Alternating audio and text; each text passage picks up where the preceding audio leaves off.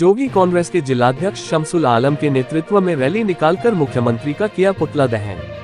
हाल ही में पीएम आवास का पैसा न मिलने की वजह से कोरीमघाटा निवासी महादेव यादव ने आत्महत्या की कोशिश की थी, जिनके उपचार के दौरान मृत्यु हो गई, जिसके विरोध में महावीर चौक से मानव मंदिर चौक तक रैली निकालकर जनता कांग्रेस जिलाध्यक्ष शमसुल आलम ने मुख्यमंत्री भूपेश बघेल का पुतला दहन किया है। आलम ने कहा, मुख्यमंत्री बघेल दावा करते हैं कि कांग्रेस शासनकाल में एक भी किसान ने आत्महत्या नहीं की है, लेकिन वो ये भूल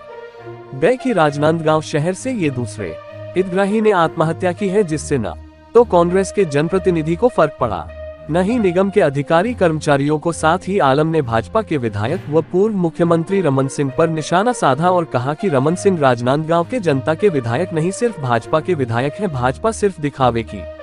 राजनीति करती है। आलम ने नगर निगम को व भूपेश सरकार चेतावनी दी है, अगर जल्द से जल्द महादेव यादव के परिवार को मुआवजा देकर मदद नहीं की तो महावीर चौक में चक्का जाम करेंगे, जिसकी जवाबदारी शासन प्रशासन की होगी।